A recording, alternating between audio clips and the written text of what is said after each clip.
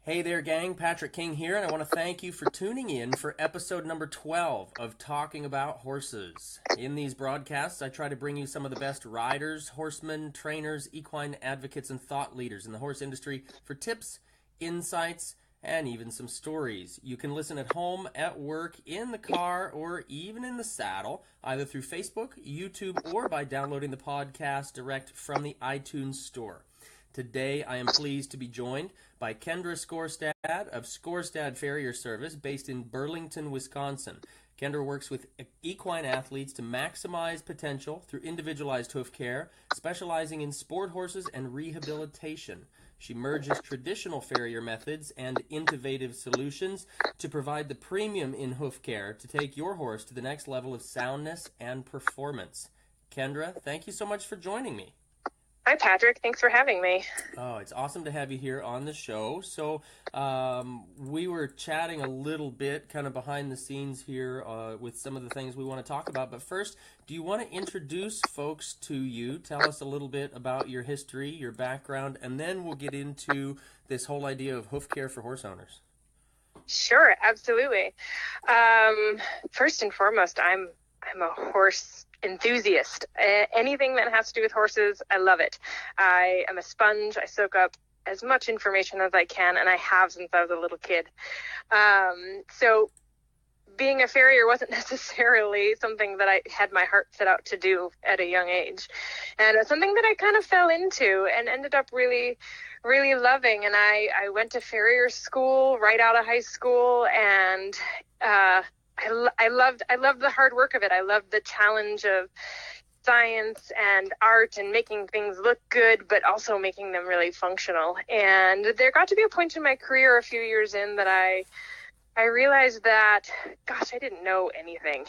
And so I decided to kind of take myself back to school, and I ended up going through different certification programs to learn more about the horse. So massage therapy, acupressure, myofascial. I wanted to know how these beasts worked from the inside out, nose to tail, top to bottom. And I maintained a small hoof care practice while I did all that. And I did practice that professionally for a short time, but I kind of getting pulled back and called back to expanding more and doing more with my farrier business. And so I did. And when I did, I decided to take a different route and go through the Barefoot route. And I really enjoyed it. The education and the people that I met was fabulous. And I learned a lot.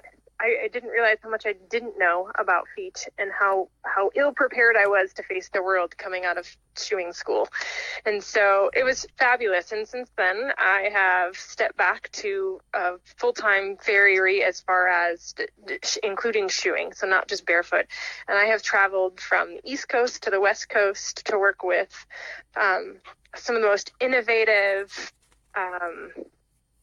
people, and just people that love to teach and love to share, that are the best at what they do, and they've shaped who I am today. So that's kind of me in a nutshell.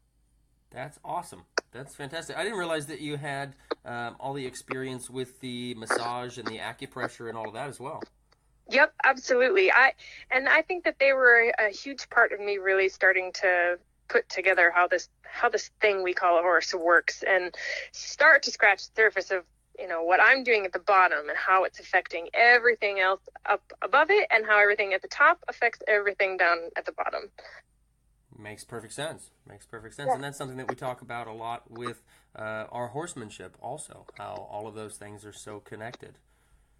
Yep, absolutely. So awesome. Well, that's actually going to lead us, I think, perfectly into the first little point of discussion. You said that you've got schooling in the massage and the acupressure, and talking about myofascial and all of those things. So we talked a little bit before we went live about creating a wellness team for your horse.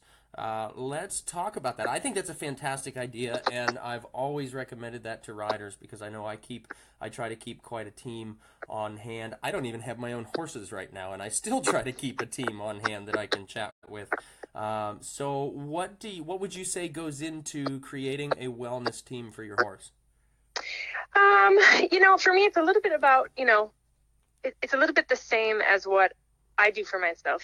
I surround myself professionals and people that know more than I do in their areas of expertise, and that I feel good working with. And so for me, I think that's really important. I want to really like the people that I work with, because if you don't like one of your team members, it's not going to work out well. And so for me, finding a trainer I really like. I'm a dressage rider, and my trainer is huge in helping me understand how to use my body. And so I find a good trainer, and then I personally, and a lot of other people do, use them as a reference point for finding a great veterinarian, and finding great farriers. And so for a lot of people, that's where it starts. And if you don't have a trainer, I feel like word of mouth is a great way to start. Find out who's who and interview them. Ask the vets and the farriers questions. Get to know who they are, what their views are, and, does it align with yours? Does it challenge yours? And I think it's good to be challenged, because it expands our awareness and helps us grow and learn more about horses and our relationship with them. Sure. So I think that's really important. So yeah, that's where I have with that. I think that's great. So who would you recommend to make up the team for the support team for your horse? It definitely depends on where you're at with your horse. If you are a trail rider, for you, it might just be your vet, and it might be your farrier, and maybe you have a massage therapist or chiropractor that comes in every now and then. And then you might be, an international dressage rider, and then you're going to have them, and you're going to have their mentors, and you're going to have their vet, either as a team vet or the local vet or both, and they're going to have different body workers there as well. So it's going to be different for everybody, and that's okay. And there might be multiple farriers on board depending on the situation that you're in. But I think for the vast majority of people, you're going to need a good farrier, and you're going to need a good trainer and a good vet. Absolutely. And I think I would probably like to add to that a good equine dentist and somebody knowledgeable about your saddle fit too, huh? Yes, absolutely. All right. I on a personal note that I think that a lot of people resonate with, I've had personal issues with my own horses and have thought it was foot related, and I'm the farrier for this horse that happens to belong to me, and so I've struggled with trying to get her feet right, and thought that we had some back issues and saddle fit issues, and we did, and we've addressed all of those and done all the body work, and I decided to make a change in our dentistry, and it was life altering for her. Yeah. It was huge. And so you're totally right. Having a dentist that is knowledgeable about how the teeth affect the jaw and the hyoid apparatus and the tongue and the whole body is so important, because it absolutely affects the feet. Absolutely. And I've always thought that's probably the first place we should start, because if that's off, the rest of the body will be off. And if the rest of the body's off, there's no way the feet will be true. Absolutely. I do try as much as I can to communicate with all of my clients. If we're going to get a dentist involved and we're going to have a chiropractor, that I want the dentist to see the horse, and I want the chiropractor, and I want to be last, because I want to put the best possible trim and shoe package, if we're putting shoes on, for that horse, to a balanced horse.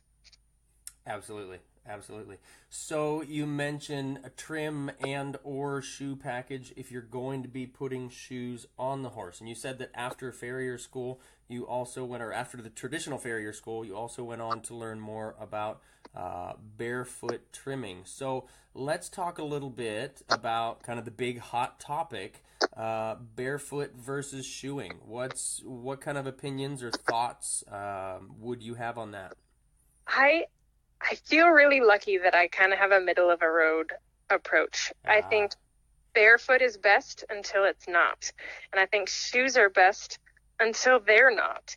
And that is very different and unique to each horse and its environment and its rider. And so I think that it has to be it has to be specific to the individual. I can't think of a situation with horses that you can make a blanket statement across the board.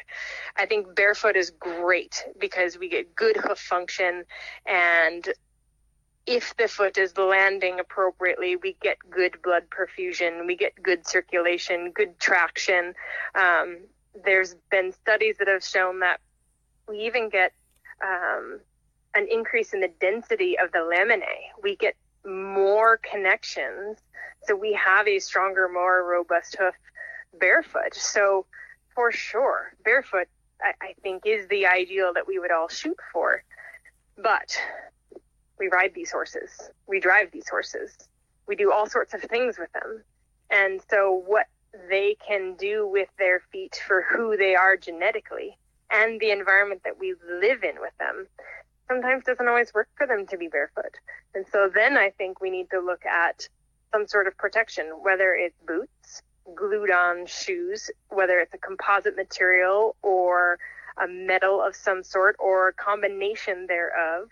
I feel like we have to look at those options as well. And for me, the defining line is if a horse has to live in boots 24/7, and I'm not talking a rehabilitation case from founder or laminitis, but maybe thin soles or something else, that if you have to live in boots 24/7 to maintain soundness, just put shoes on them. Yeah. Yeah. So that's my big thing. And then shoes, they definitely provide protection. They definitely provide support, and support is great until it's too much. And they definitely help horses be more comfortable, and they help them in their performance. I actually end up finding that I end up shoeing more older horses because they've been working, they've been barefoot, they've been doing well, and now they've developed some arthritis. They're a little uncomfortable, and so they might wear their feet a little crooked a little bit too fast, and I can't get them on a short enough cycle, or for financial reasons or scheduling reasons, to do it on a shorter cycle. So shoes help us provide support and hold the trim and the balance longer. And that makes perfect sense to me. So you mentioned that sometimes there's such a thing as too much support. What would you mean by that? Restriction? So when you get too much support, whether your shoe is longer out the back of the foot or too wide, it ends up just becoming leverage. And there comes a point where leverage is just detrimental to the foot. Gotcha. Okay. So simple example, long toes, a fair amount of the time can get cracks. Mm-hmm. And so that happens because there's too much leverage on the toe. The body can only take so much leverage before it breaks. Gotcha. Okay. Yes. So that's just a simple example of how too much leverage can cause trouble for us. Okay. Very interesting. So then on the barefoot idea, now maybe this is going to be, I don't know, a little bit of a hot, controversial kind of an idea. I don't know, and you can probably help me with this. But we have a lot of people, I hear people lots of times talking about this idea of the natural Mustang hoof structure and the feral horse hoof structure, and how we want to try to aim to recreate that. And I'm just going to point to the horse that you and Sean, your husband, just brought home that was living in a feral situation, whose feet we probably wouldn't want to recreate, right? As far as making a performance horse out of him. When we look at the actual structures of a wild horse's feet, they can be pretty darned ugly most of the time. Or am I seeing something different than what you're seeing? No, I think they can get pretty ugly, for sure. I mean, we saw how many horses out at that ranch, and I can't say one of them had perfect rounded little Mustang rolls on the walls. Right. And horses are moving all the time, and they've got plenty of land to do it and plenty of different types of terrain that they're moving through. Mm-hmm. And so, I can't sit here and say for sure one way or another because I haven't studied the horses out west. So is it maybe different for them? Yeah, totally. It's very possible. But the difference is that my environment here in the Midwest in southern Wisconsin is not the same as your environment out in Virginia. And so there is no way that I could expect the wild horse model that is out west in an arid climate that's rocky ground to hold up for horses in the swampy wetness. There's no way. And so you look at the horses like on the Chincoteague ponies, for example. Those ponies have super long plaited feet. Yeah, exactly. Why? Because it works for them, because they need that bigger surface area to stay up on top of the swamp. If they had those tiny little Mustang rolled feet, they'd sink. Right. Exactly. You know, so it doesn't work. So And if they were a performing jumping horse or dressage horse, they would have, with feet like that, they'd have an incredible amount of back pain for all of the foot that they have. Right. Exactly. And so I think that's also something to take into consideration is what we're asking of them. So for that horse in the wet climate, it works. They're sound. They don't have to do anything. They walk straight lines most of their lives. And so it doesn't bother them. Same thing with the arid desert horses. They're walking straight lines most of their lives. They don't lunge themselves in circles during the day. Right. And, but that foot works for them out there, just as that big plaited foot wouldn't work for them. And so it gets tricky in our environment because we get wet, dry. And so trying to find that middle ground between leaving enough foot, but not creating leverage by having too much foot is a fine balance. And so the horse that we just brought home, and a lot of the horses up by him, had fairly remarkably long feet, but they don't have to do anything. And they're all pretty sound for having to do what they do, which is be a horse, eat and sleep and go through normal bodily functions, so it works for them. And as time goes on and it gets long enough, they have enough leverage on that length and it breaks off. And that's pretty normal. And so it looks really raggedy and ugly, but it works for them. I mean, that's nature. It will eliminate it when it needs to, and it typically doesn't break off to a point of detriment. It can, certainly it can, but not usually. I have to say, I think that was maybe the most insightful or wisest answer I've heard about that. As far as the environment and ecosystem is so different, how can we possibly expect every hoof to fit into one model? Yeah, definitely. I love that. And that kind of goes back to the same idea that barefoot is great until it's not, and shoes are great until they're not. Right. And I've definitely had horses that have got beautiful feet. And the question gets asked, well, why are we shoeing them? And sometimes it's tradition. It's the way that they wanted to do it. The horse has this job, and so we do it. But there's not a great answer for it. And I don't know that that's a super detriment as long as the horse is happy and healthy. I've definitely had horses with beautiful feet that we've pulled out of shoes for one reason or another, and they've gone better for sure.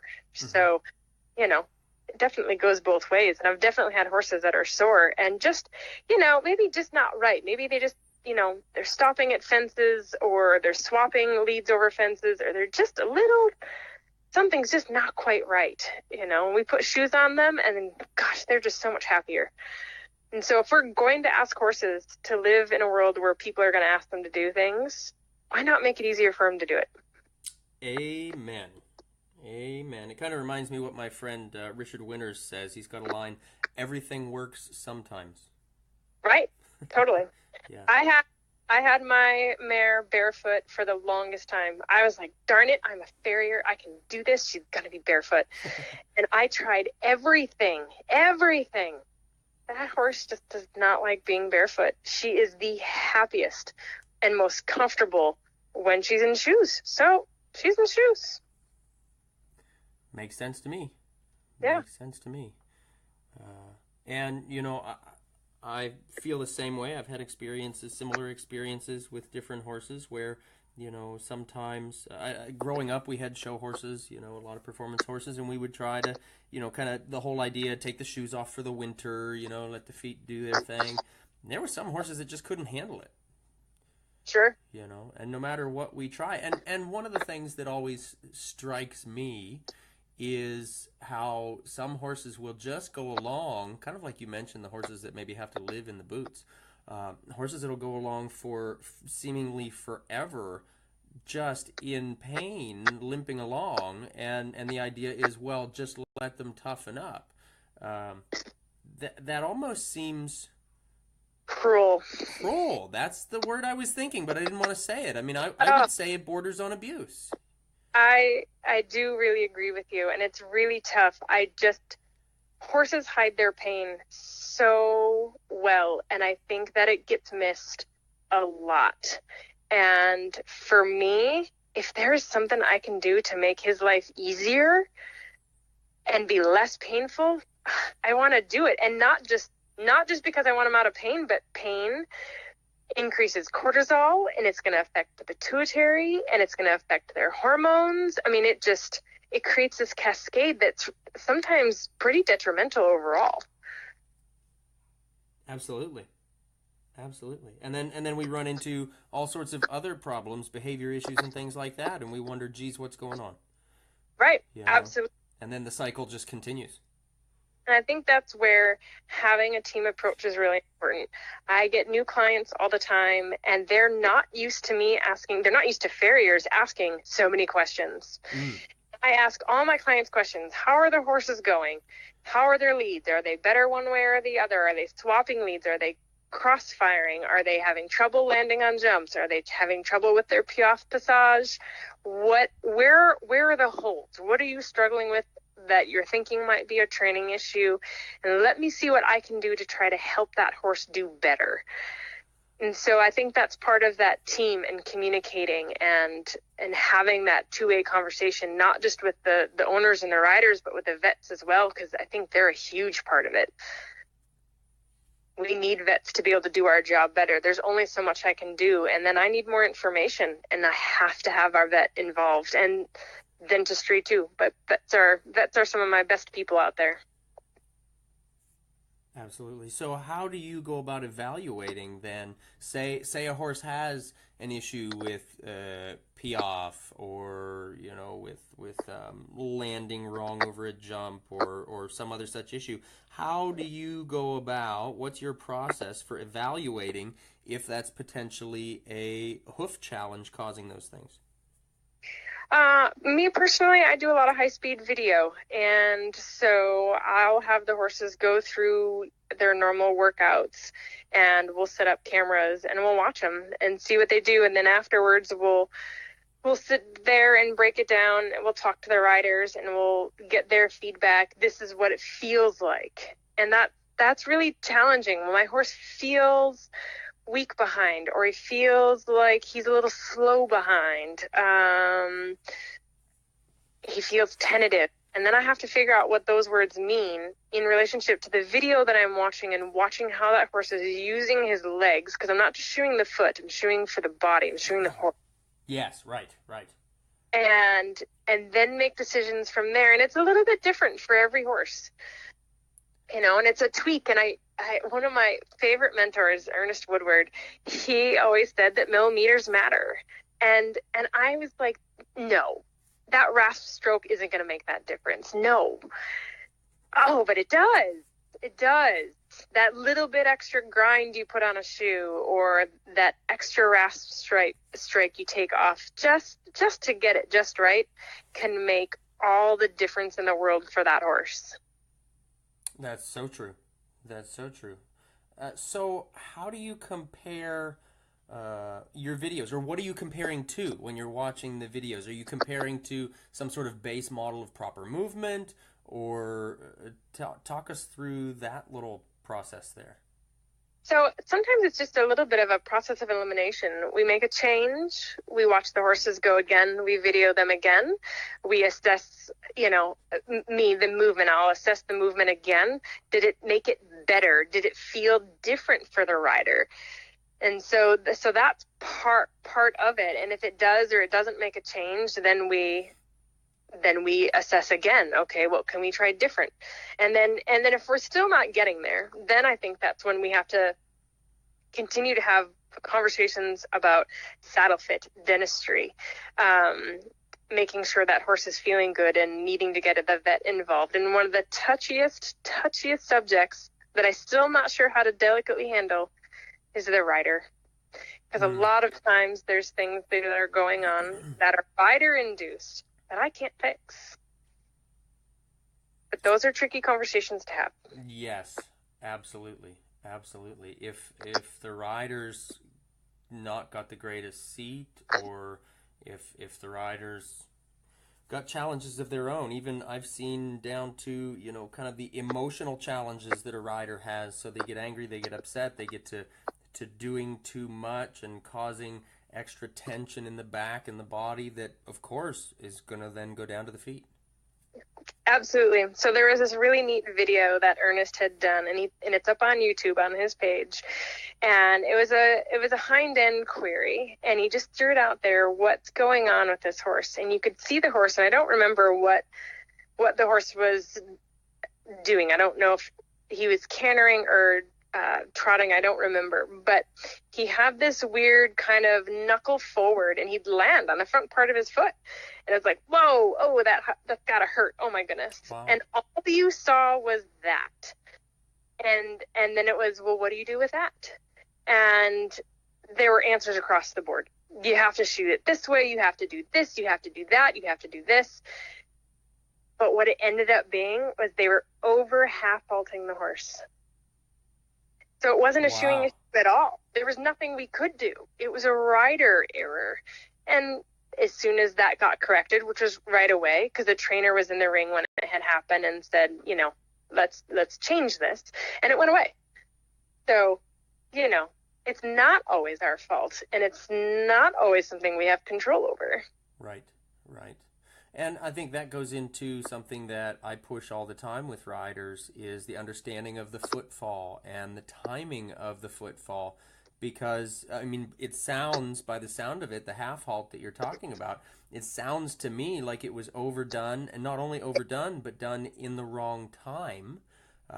Because, you know, it's as we say, the horse can only understand the aids when they're given in time with the footfall.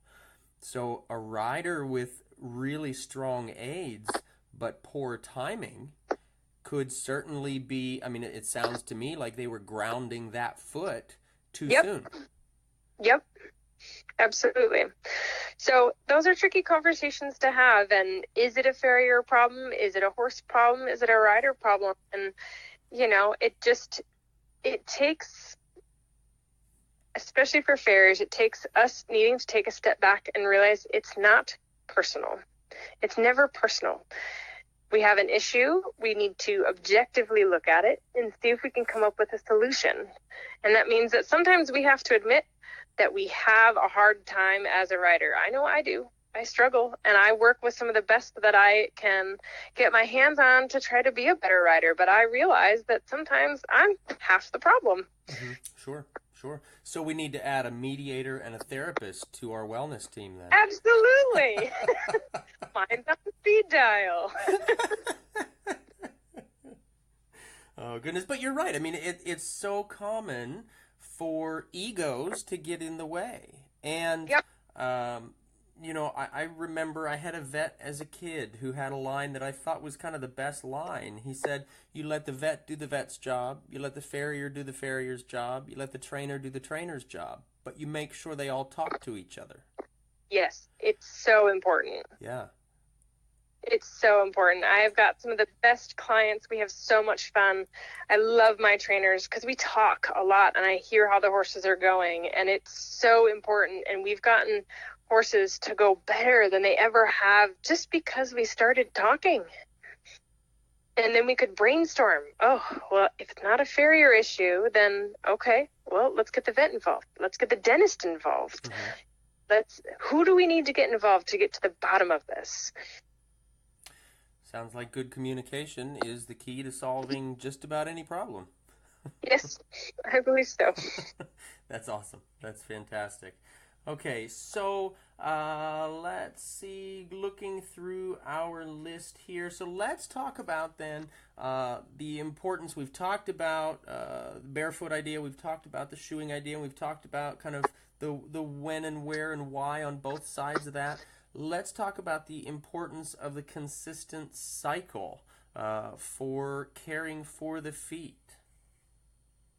Oh, I Uh-oh, that's a big can of worms with a sigh like that. well, it's fun, and I'm sure every farrier out there can relate. At least a few times a year, I'm sure we all get that phone call. I know I feel like my fair share, more than my fair share this year of those phone calls.